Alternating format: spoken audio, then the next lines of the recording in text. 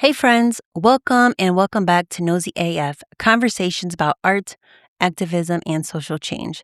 I'm your host and your friend, Stephanie Graham, and right now we're in the middle of the 31 Days of Black Business, where I'm in conversation with the Black business owner you should know every single day.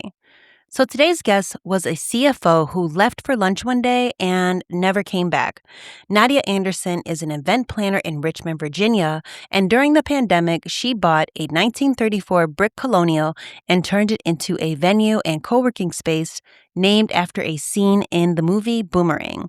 But I'll let her tell you that story herself. Let's play our theme music and then we'll talk to Nadia. Welcome to Nosy AF.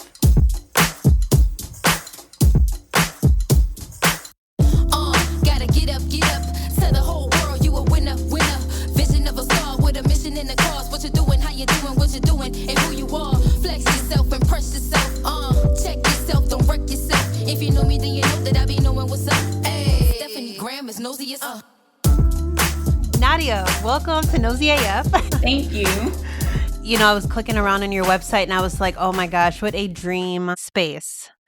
And I feel like when I was so interested in having this project, I wanted to talk with business owners that had a place that, you know, listeners could actually visit. Like a listener in Richmond could come to Lavender Hill. So I just love it. Getting started with our conversation, you started your career in accounting, became a CPA, and then you worked your way up to CFO. At what point did you realize your creative side needed more space in your life? I don't think that was a conscious decision. I think my creative side had always taken up space. Yeah. So the story that I tell is that I was always using like the creative outlets and doing those sorts of things. But I took a baking class, a Wilton baking class, like a cake decorating class. And that got me like creating some things like in a different way. And I would make those things and share them with people at work. Okay. And that baking turned into a catering business. I partnered with a girlfriend that went to my church. I asked her to help me with my grandmother's 80th birthday party. So can you help me like lay out the food and like do the stuff? Because we would do stuff together at church, but not outside of that. So I asked her to help me with that. And then more people in the church started asking us to do things other places. So the baking turned into catering, which turned into event planning, because I would be annoyed as the caterer or the baker if I was ready to go and the DJ was late. And so I was like, if I'm the event planner, then I'm going to pull together all the details, choose the best people, make sure everybody's on time. I'd rather do that.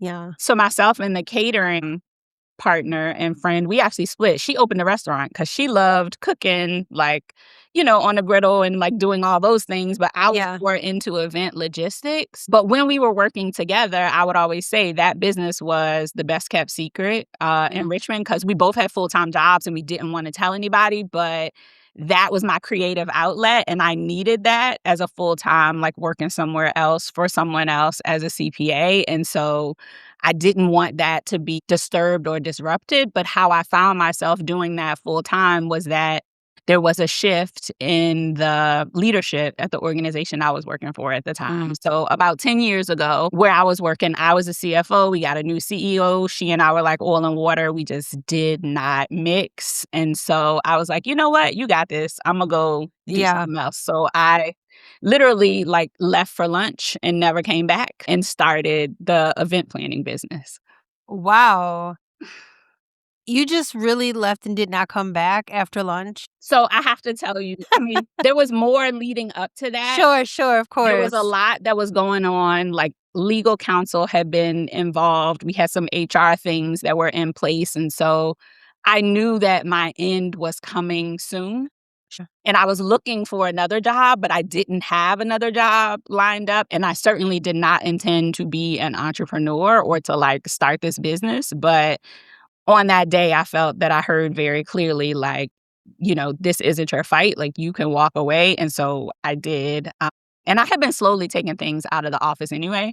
So, like, I left, I went to lunch. I called one of my coworkers and I was like, there's 2 pictures, like, on the wall. Can you just grab those, put them in your car, and I'll meet you eventually one day? to Yeah. get those things back. But yeah, I just left.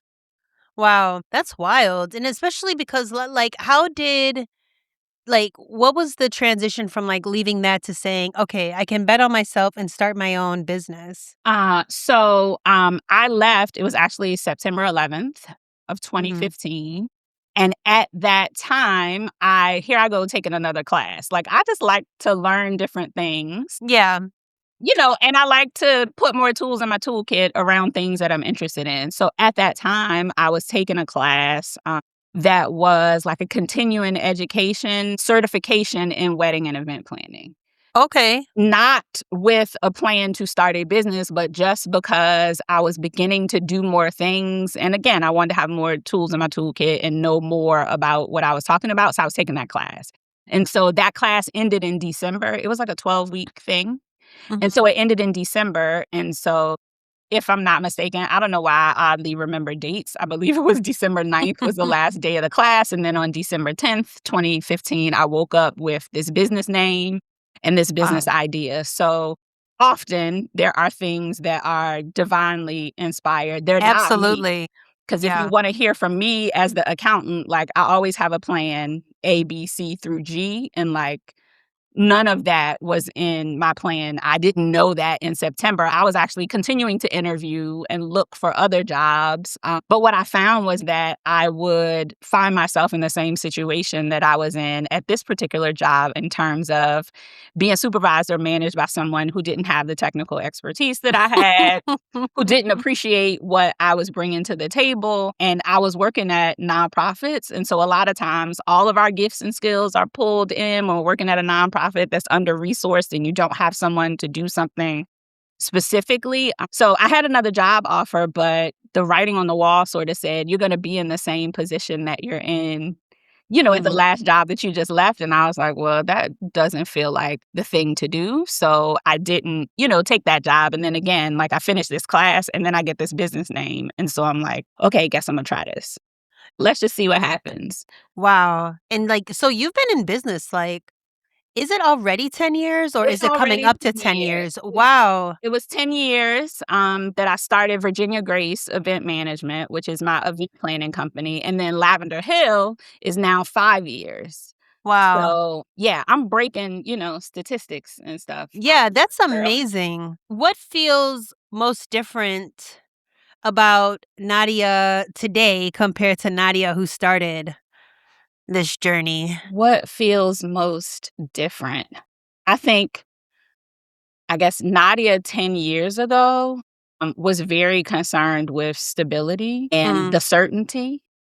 And Nadia today is very much uncomfortable or is more comfortable with I'm still going to say instability or the uncertainty. Like now I'm in a place of, I don't really think it's my job to know how things are gonna work out, but I know that they will, and that is a place I have arrived to, like, over this time. Because there are still stressors, of course, but, like, I used to grind my teeth, like, back to lots of things come to me when I'm sleeping or dreaming or whatever, and I couldn't yeah. sleep soundly because I didn't know, like, how I was gonna pay my bills and, like, what was gonna happen, and so I still don't know how. Yeah.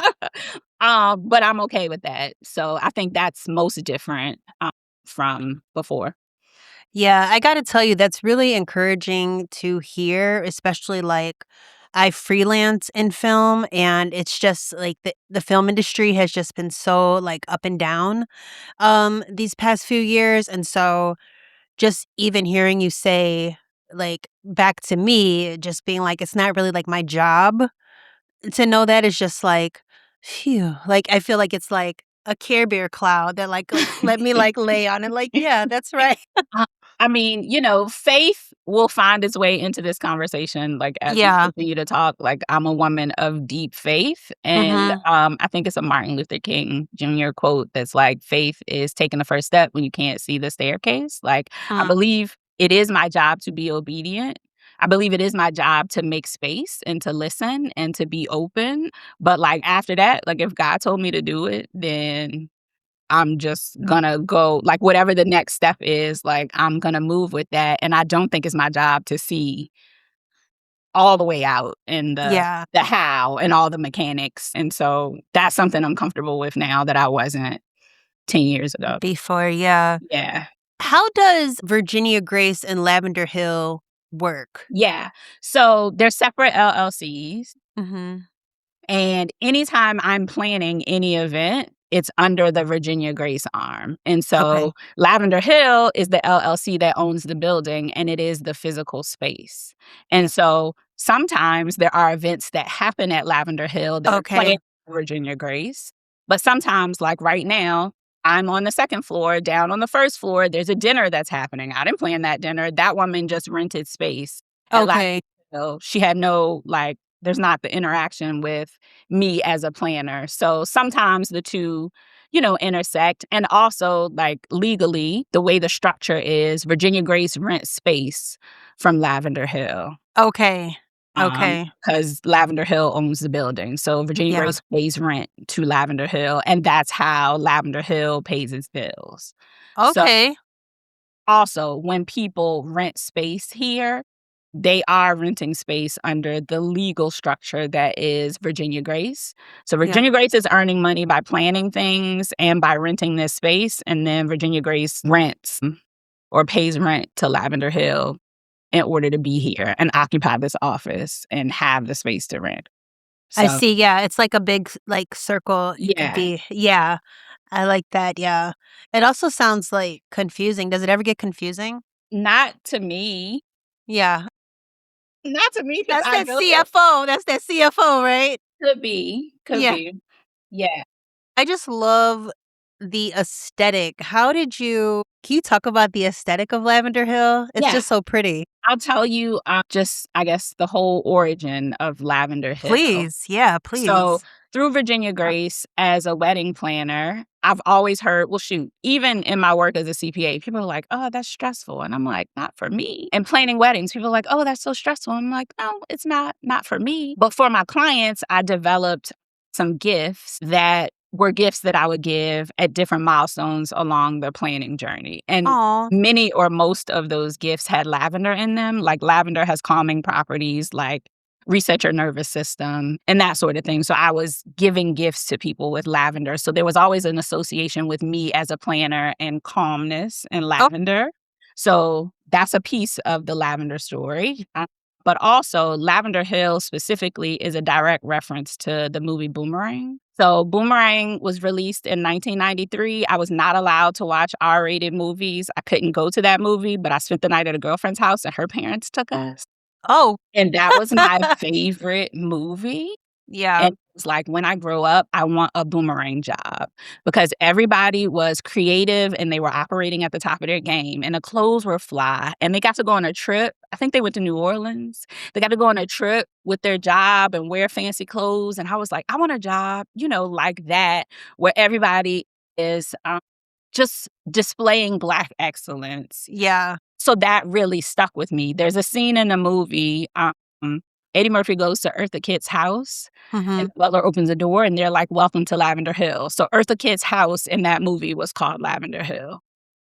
So that's the direct, name. But Lavender Hill, to me, means Black excellence. It means Black opulence, everyday luxury, finery. We deserve those things. And also a creative space, for me to be and work that I wasn't able to find elsewhere. So I made that space, for myself, but also welcome others in. You talk about creating spaces where people can celebrate and collaborate with ease. What do you think people are really looking for when they gather together? I mean, right now, especially, I think it's important for people to find a space where they can just exhale, Yeah. show up as your full self and be welcomed into a space and feel like you have some real point of connection, with the folks that you're gathering with. And so just trying to create space for that. What has owning and growing Lavender Hill taught you about leadership, faith, and perseverance? So much. Yeah. Let me also share, Lavender Hill is a house. It's Right. a brick colonial house. It was built in 1934. I have bought houses before. So I saw this building. There's actually an old 7-Eleven right next door. I can look out the window and see it. So I toured the 7-Eleven first. I was looking at that space because it had a parking lot. Okay. But a 7-Eleven is just a big rectangle. So I walked in and I felt uninspired. It felt dark. Like there's only windows on the front, not windows in the back. And so I walked in and I was like, I don't like this. And then as I was turning out of there, I saw the for sale sign here at Lavender Hill. And at the time, it was listed as a residential property because it's a house. Mm-hmm. But it was operating as a real estate office. So for 40 years, nobody's lived in this house since 1985. For 40 years, it's been a commercial space. It was a real estate office, like I said, when I bought it. And so I saw it. I walked in. There's windows in every room. Like, it's very bright. I just sort of came alive when I walked into this space. And I was like, oh, I could see how this could be it. And it's a house. I bought a house before. Like, it's not a big deal. Right? Yeah. House. Wrong. Because it's a commercial building, there's so much other bureaucracy, like red tape, just stuff that was going on. And also, I bought this building in the middle of the pandemic, so it was 2021. The people at City Hall that I needed to go and talk to get permits, like their system was very much antiquated. Like they kept stuff in file folders, and Earl isn't here today. He's working from home, so he took the file folder with him, and I can't talk to him. Like it just took a lot to get the permits that I needed. I didn't do a lot of renovations. I did very light renovations, but I still needed, to get some paperwork in order. And that was much harder and much different than me doing something at a house that I own. Yeah. So I've learned a lot about our city systems and how they work and the inefficiencies that are there. Yeah. And how many of the people who work for the city are not and have not been small business owners. So there's not a lot of empathy or understanding for what it takes to full-time, like, operate a business, trying to run a building, and then still have to run downtown to City Hall and be here all day for 8 hours for y'all to stomp these papers and push them around. So I've learned a lot about our process and just how they work. And if anyone will listen, I have recommendations for things that could make things more efficient. But it's been really challenging. And I'll also share zoning is different for commercial buildings than it is for residential buildings. And the zoning for the building where I am changed after I purchased the property.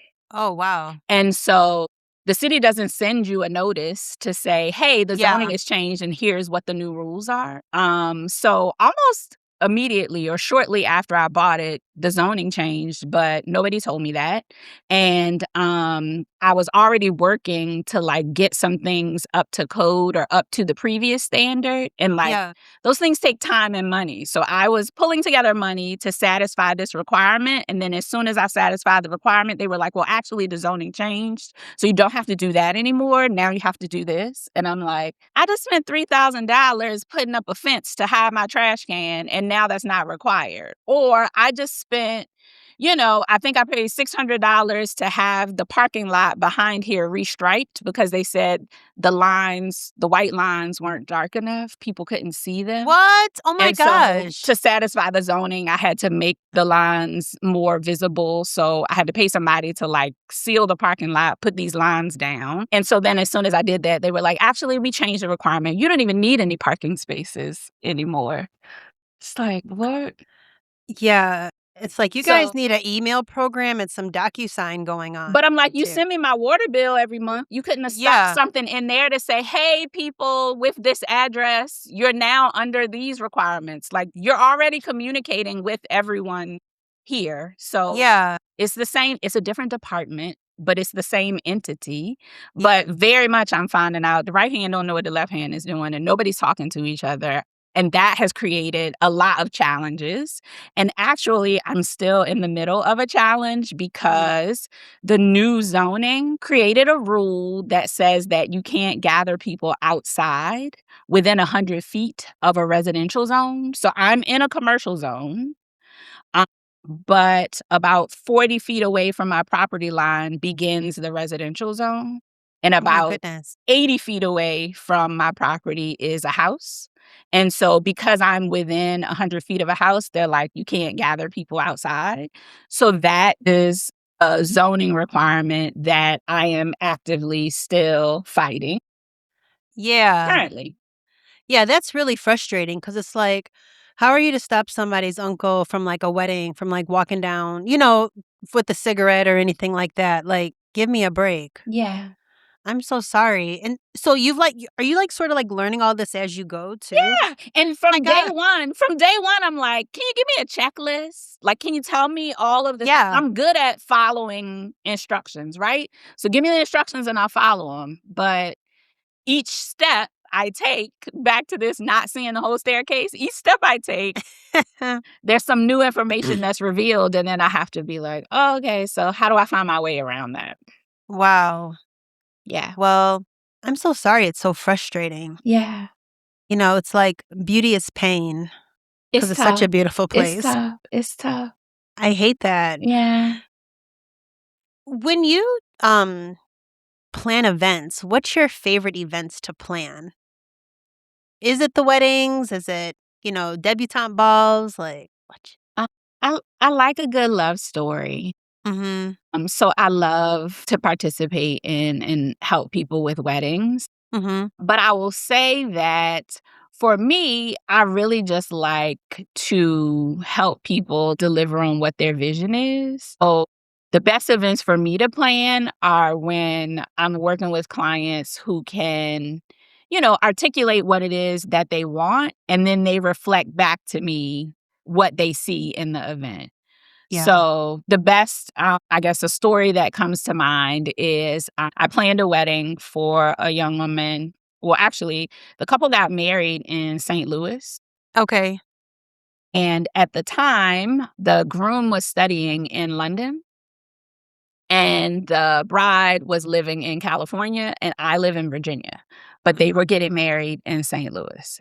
And so we're making lots of decisions. We're doing Zoom calls across all these different, time zones. We have to figure out what time we can talk. But there were some final decisions that we needed to make like a few days before the wedding, before we all get to St. Louis, when we're in town to set things up. And the bride was like, you know what? She's like, I trust you. And at this point, like, I just want the day to be magical. So fast forward, we go, the wedding is beautiful. That was very much like Black excellence. We had ballerinas. It was at a theater. Like, Wow. it was a beautiful thing. And then one of the guests like comes up to me after and she's like, today was so magical. And I was like, she didn't participate in that conversation, but to have it, reflected Reflected back, back. Yeah. I'm like, we did what we set out to do. And that feeling is everything. I love that she said that to you because it was like you, like, hit the goal. So that was gonna be my next question is, like, Virginia Grace available for travel, or is it just, like, in Virginia? Nope, I will travel. Hello. Yeah. So, yeah, I've done weddings. Like I said, that one in St. Louis. I've been to Malibu. I've been to New York. I've been to Jackson, Mississippi. So all of those are like relationship based, meaning, folks that I knew through somebody else or something like that. But I'm open to travel. Okay, good to know. Yeah. I wanna quickly just pivot to talking about the coworking that's available at Lavender Hill, Mhm. because I feel like there are some co-working spaces here in Chicago that just really don't feel like they give this home vibe, beauty vibe, Black excellence vibe, no shade, but it's so pretty. So can Thank you talk you. about, like, Thank you. making this sort of space available to co-work? Yeah. So again, I mean, I created a space that I wanted, right? Because I Yeah. couldn't find what I wanted someplace else. And again, I bought this building in the middle of the pandemic, and we did, I guess you alluded to the fact that I'm also a CPA. Like accounting was my primary discipline. And for the 3 years where there were no events because we weren't gathering, then I was back to being an accountant, like working independently, but helping people understand, all these new regulations that were coming out during the pandemic. So PPP loans and like grants and assistance, like helping people other small business owners get their books together. And so when I moved into this building, I had accounting staff that was working with me, but intentionally, as the pandemic, faded away and we started having more events, I turned off much of the accounting like arm. So that's a separate business, and dialed up the events piece. But I had space because I didn't have staff anymore. I had space for people to work. And I was like, I don't need to be here by myself. There's more space than I need. So began to open it up, like to allow people to co-work here. But I don't know, I like to sit in comfortable chairs. And again, like there's windows in every room in here. And so there's bright light that comes in, and that's inspiring and beautiful and wonderful. So I wanted people to feel comfortable like when they come in. And then again, because it's a house, like aesthetically, there's already gonna be this cozy vibe. We were talking before we started recording about other co-working spaces that you might go into. Also, I think a lot of times when we talk about co-working, what we really have is independent business owners who are working in their own office. So many other co-working spaces, the model is to sell office space to like one person or a small team. And then there are like gathering spaces or places where people can generally come and work, but that's not what pays the bills. What pays the bills is the individual people in their own office.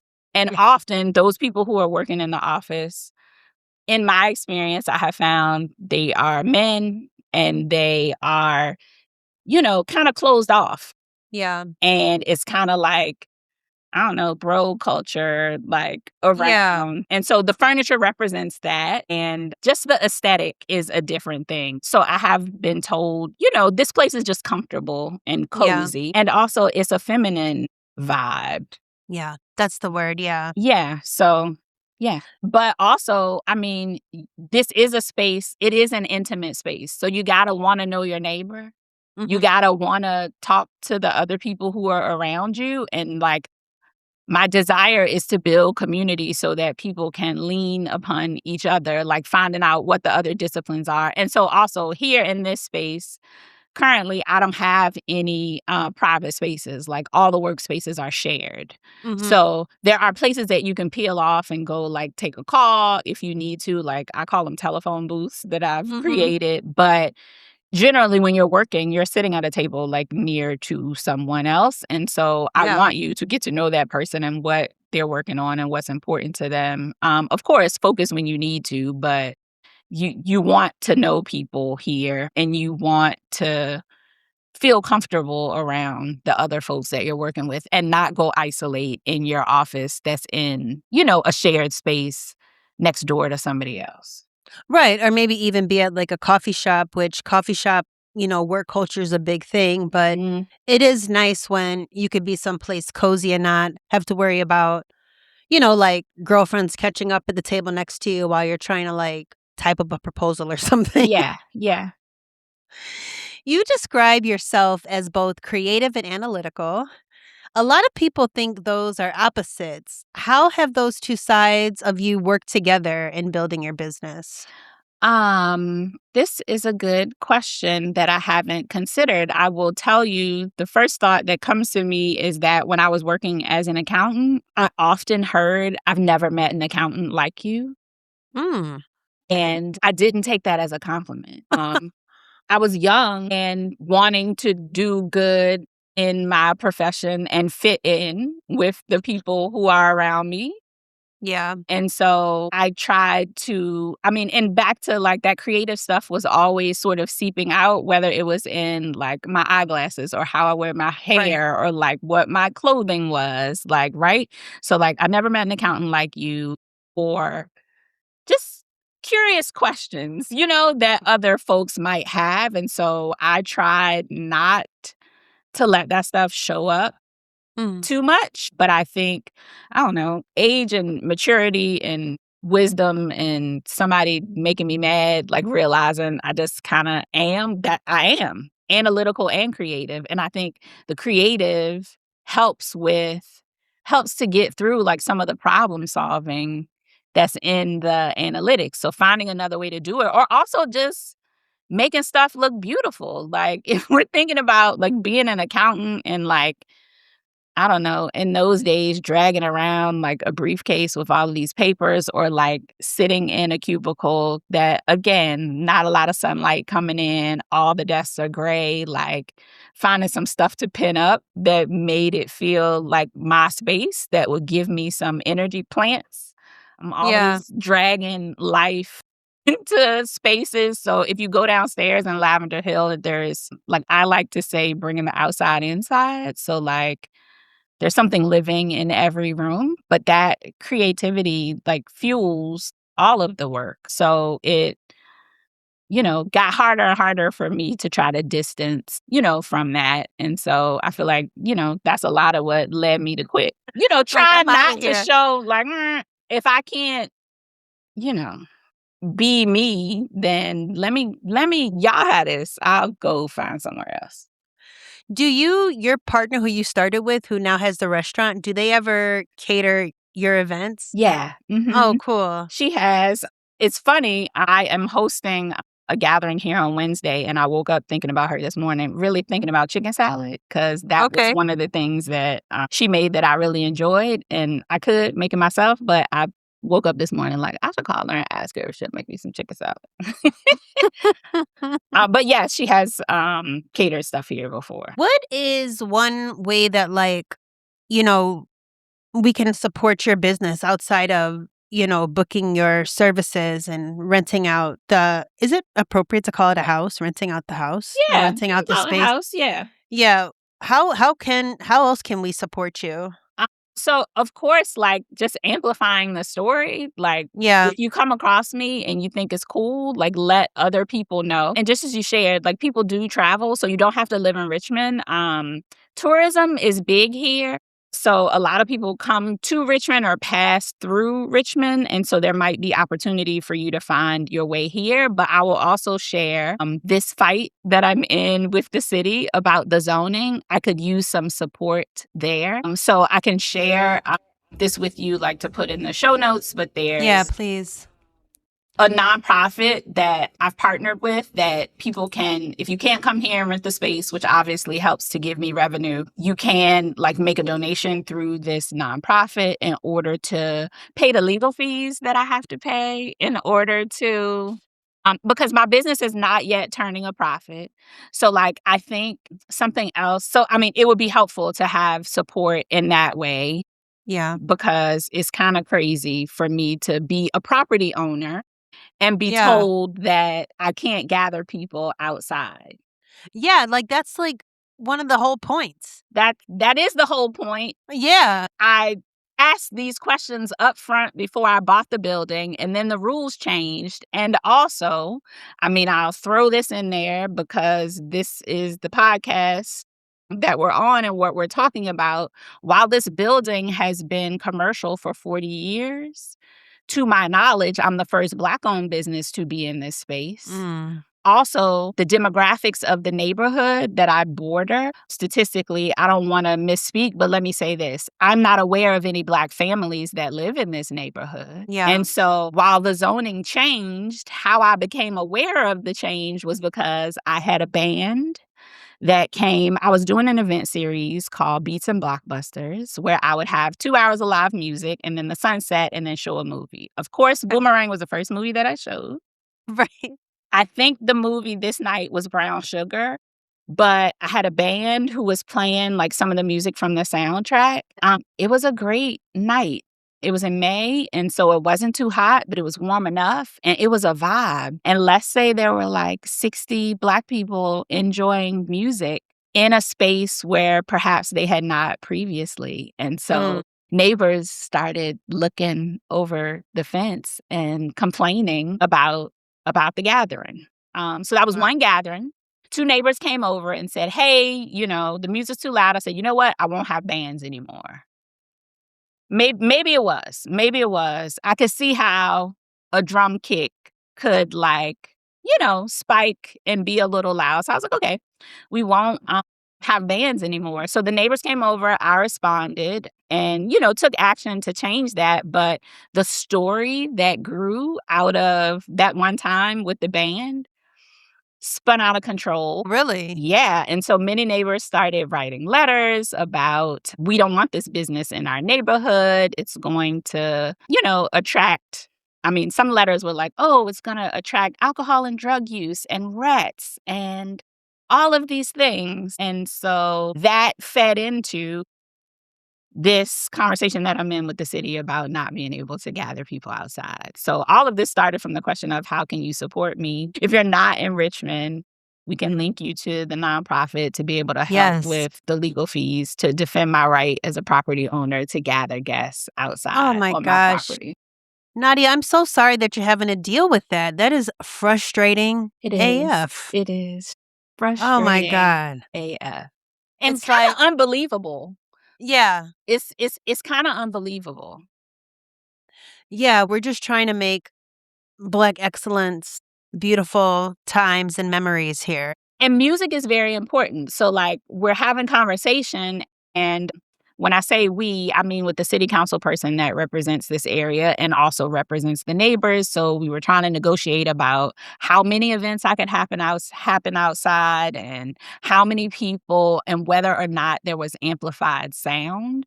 And so the neighbors wrote up this, I'm going to say, list of demands. And so they were like, no drums, no bands, no, and you have to have security every time you gather people and all of these things. But I'm like, music is so important to me and music is healing. You can't take away the music. So I'm not agreeing to anything that doesn't allow me to have music. Also because I'm in a commercial zone, not a residential zone. Also Right. because in the residential zone, you could have your daughter's graduation party without restriction. So Yep, what good makes point. my property different? And how can you impose restrictions only on me? There is no HOA. So I was like, Yep. okay, if we come up with community rules that say all of these things and everyone in the community agrees, absolutely I will abide by that. But you can't impose restrictions only on me and my property and Right, my just because you don't guests. like it. Yeah. Yeah, Yeah. not cool. Not at all. Yeah, that's really angering. I'm, Mhm. sitting here thinking yeah, please send me that information Yeah. because that's just not cool because what I love that you're doing too is that you're, creating events. I could think of this one particular banquet hall that's not a house, it's like a hall. It doesn't have if unless you're having, a specific event, you don't go there. Yeah. And so it's cool that, Lavender Hill is like a third space where people can come gather, have something else to do, get outside and enjoy.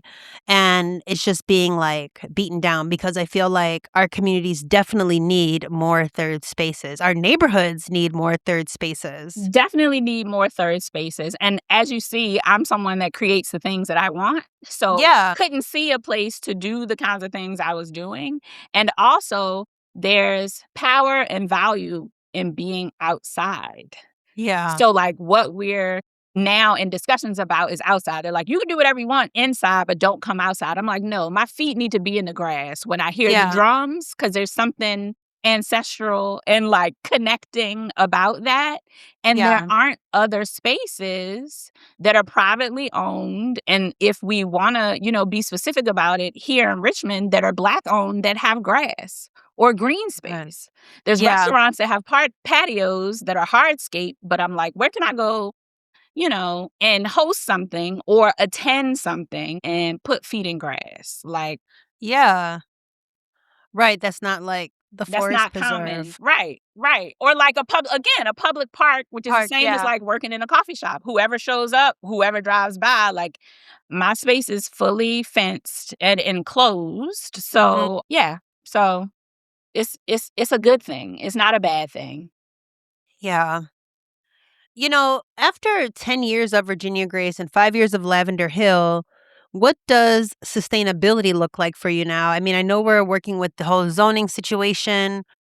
I just need to break even. Like, specifically on this building. This building is perhaps to date, like the biggest dream that I've had that I've seen come to fruition. And while I did the work to acquire the building, there is still the work to keep the building. Yeah. And so Virginia Grace has to stay active and busy. And Nadia, the CPA, is a different brand that has to stay somewhat active and busy because they got to make the money to bring to this building that is sucking up all of the money. So still, desiring growth, like to get to the place where there is sustainability, for this building and for this place Yeah. in the middle of, trying to, I guess, just share what the value is and represent myself accurately.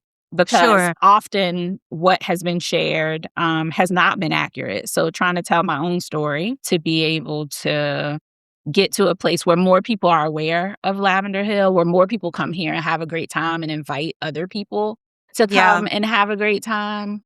And so, yeah, I'm still striving for that. Yeah. Yeah. You've built businesses around helping people celebrate important moments in their lives. Has that changed the way you think about celebration in your own life?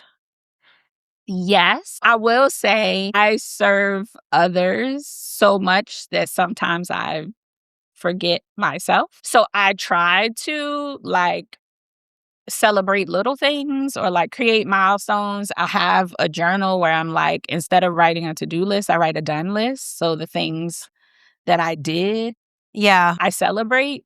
And I also this year, first time, I always do an exercise to review the previous year and look ahead for the next year, pick a word, do a vision board, do all of that stuff. But this year I did a bingo card. Okay, cool. And so when you get bingo, in any particular way, having a celebration moment then, because I did, some things Yeah. that I wanted to do. So trying to be intentional about celebrating myself. Yeah. But also I think about, so my next milestone birthday is 50. And I think about what does that look like? And because I've seen so much and done so much for other people, then I have grand ideas of what that should be. Yeah. I don't know that I'll be able to achieve those things. Back to, I'm still not profitable and I'm still throwing all of my money at this building. So maybe my 50th birthday is actually going to be here at Lavender Hill. Yeah. But my birthday's in January and I prefer to travel somewhere warm instead of being in Virginia in an ice storm. So we'll see. Yeah. Oh my gosh. Before we call our conversation complete, is there anything else that you want to share about running Virginia Grace and Lavender Hill? I think it's funny that you asked, does it get confusing? Mm-hmm. Because to me, the delineation between the two is clear. And to me, this progression of starting these businesses is just organic. It's just, here's the next natural thing to do. And so I have always kind of just been flexible and open in that way, in entrepreneurship, to be able to follow the steps to get to what the next thing is. And I do feel like very early on, so let's say 10 years ago, 8 years ago, I felt like I had to do a lot to explain.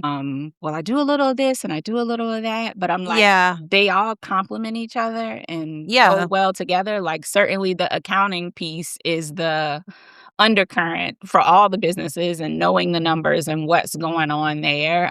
And then being able to have the experience of walking into several other venues to then be able to create a venue and say, well, Yeah, that's what do we wild. need? What's missing? How should things be set up and organized? Because I've seen, how to work through logistics in different spaces. So everything to me feels like, it complements each other. I do think I didn't anticipate that buying this building would be as difficult as it has been. Yeah. So, I mean, I thought the hard part was, saving the money to get the down payment. Yeah. And that was hard, right? Like, Right. and that was hard. But we keep going through levels of hard. So now the hard Yeah. is to maintain, to be able to stay in this space. Yeah. Yeah, and it Yeah. just keeps challenging your faith. Yeah. Yeah. Yeah. Yeah. It's like even though you know, like, to trust God, you're like, "Okay, God," but you're also like, okay, God." And also what I find, like, right now in this season, like, people who know me and people who love me are like, "Are you sure it's worth it? Like, we see you, we're with you, but is it worth it?" And I'm like, you know, again, I haven't received any instruction to do anything different. I'm following, you know what I mean, the guidance Yeah. that I have received. And perhaps is it worth it? Like, perhaps the end goal is not profitability for Lavender Hill. Maybe that's what I thought the end goal was. Maybe that's not what the end goal is. Maybe the end goal is to expose the inefficiencies in the city.